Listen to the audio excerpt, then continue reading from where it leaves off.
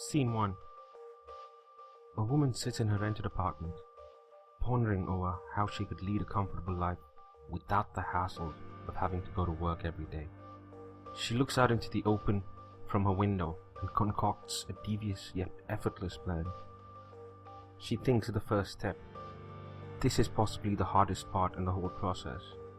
Bagging the guy who has a high status in society and is financially secure. She does not want to take the first step because she does not want to risk rejection. She tells herself she needs to leave breadcrumbs for him to pick up and follow, much like Hansel and Gretel did to find their way back home. Except this time, they'll follow the crumbs to the witch's house. She cracks an involuntary smile when she thinks about her insidious ploy. She realizes she might need to target more than one to assure success. One day, she gets asked out by a guy. She jumps up with joy because he meets her criteria. This is perfect. She's ready to move on to the next step. Scene 2. The execution. From now on, she thinks it is easy sailing for me. She becomes the best girlfriend the guy could ever have and treats him like a king. They consummate their relationship. The guy thinks he's being a good boyfriend and she rewards him with sex. Little does he know that he's inches away from a web so adhesive there is no escape. She plots and plans in her mind. She analyzes the guy. She contemplates her life with him and wonders if he deserves her, if he will look after her his whole life and keep her happy forever and ever. If he doesn't, well, she loses nothing. She can bail out and he'll be none the wiser. He'll just get hooked on to another girl.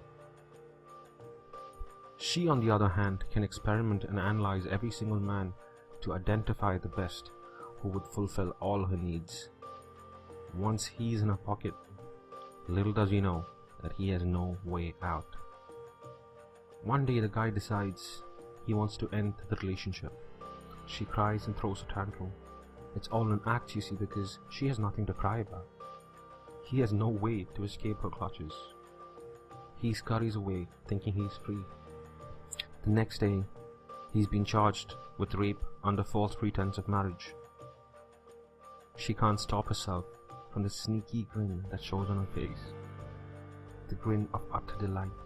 Her plan is working perfectly. While she grins, she slowly spins her webs around him, constricting him. He, on the other hand, does not want his name to be publicized. He does not want to be shunned by his peers, fired from his job and ostracized. He begs her to withdraw the case, but she refuses. Reluctantly, he agrees to get back together and marry her. Because that's the only way she would withdraw the complaint. He wondered if he was ready to marry this woman. She, however, was always ready.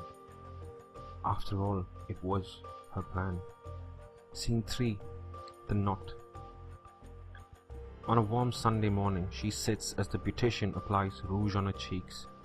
She's ecstatic. She can't contain her glee. It almost makes the beautician rouge her eyes. She adorns herself in a beautiful sari that costs an arm and a leg. Today is the day she and her man tie the knot. She reflects on how she got here and marvels at the ease of her triumph. She cannot believe the simplicity of her ruse. An hour or so later, she is escorted onto the stage where the ceremony takes place. They sign a few documents. She smiles to the crowd and thanks everyone for coming, while he asks himself, have I just signed my life away? Scene 4. The victim card. A year into her marriage, she reviews it and wonders if she got the best deal. Her husband is his slave, for she has the domestic violence law in her favor, and every time he steps out of line, she dangles it in front of him. She has a little chihuahua on her leash. He has been trained beyond perfection. Who said old dogs can't learn new tricks? She asks herself. On her way to the mall with his credit card, she notices a woman get out of a Rolls Royce.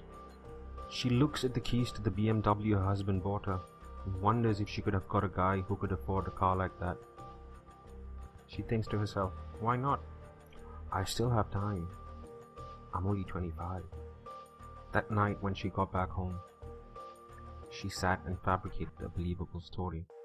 A week later, on a cold Thursday morning, she woke up next to him, a rarity, and thought about the previous night, about how happy he was when she let him ravish her. She asked him to be rough with her. She knew the frustrated man would vent that build up anger and that she would undergo some pain in the process. She consoles herself, it's all going to be worth it.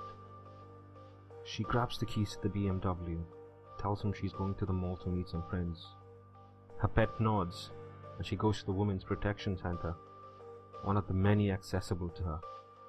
Before she entered the center, she sat in her car and rubbed her eyes vigorously to turn them red. She had bought non-waterproof mascara specifically for the occasion. She always buys the waterproof ones. These ones are cheap. She puts them on and put eye drops on it, so it would take shapes of tears rolling down her cheek. She takes out the knife and onion she brought along with her and cuts the onion in the front seat. She brings the onion closer to her eyes so as to bring out real tears. She looks in the mirror and says, I'm ready. She walks out, her head bowed down, clutching her purse, and heads to the reception of the center. A social worker is assigned to her and she recounts with so much pain the daily torture she had experienced. The social worker looks at her swollen eyes, smeared mascara, and thought to herself, what a brave girl to undergo so much, and how much courage she had to gather in order to come to them for help. The social worker promises the girl she will get justice and that the man will pay. They go to the nearest police station and file a case of domestic violence, and then proceed to the lawyer to file for divorce. Scene 5, the ride into the sunset. The man tried calling his wife the previous night. She messaged him and told him she's staying at a friend's place. The night, he sits on his front porch, sipping his tea and reading the morning paper, when he's greeted by 3 policemen. He has been charged with domestic violence, sexual assault, and several other sections of the IPC that he hasn't even heard of till today. He goes numb as he's utterly clueless about the events unfolding before him. He pleads with the police and tells them that he hasn't harmed the hair on her head, that he was the one being abused. They tell him that she underwent a medical examination and there were signs of rough sex. No one listened to him when he said that she asked him to do it. None could conceive that a woman would ask to be sexually violated in such a rough manner. They charge him with sexual assault and put him behind bars. A black BMW sits in heavy traffic. The car has been all but stationary for the past half hour. It was surrounded by agitated and annoyed drivers. This driver though was smiling. She sat in her car and calculated how much maintenance she would get. She had already confirmed that she would ask for a one-time settlement. She's well fed for now. It would be enough to sustain her till the next fly comes along and traps itself in the web. Alright, I'm back. So now obviously this did not happen. It's just a story I made up. I guess you realize that. When going over the story, she certainly does not break the law in the entire story. As a matter of fact, her actions were aided by the law. Even if the cases she filed were found to be false, she would not have got any sort of punishment. She would walk free to spin her webs until she caught one. The point of this narration is that a relationship can be a potential end in India if the woman you're dating so pleases. I wrote this in less than 15 minutes. Think of what a woman can do if she sets her mind on ruining a man. Comment below and tell me your thoughts on it. If you like the video, hit the like button, and if you want to hear more, hit the damn subscribe button.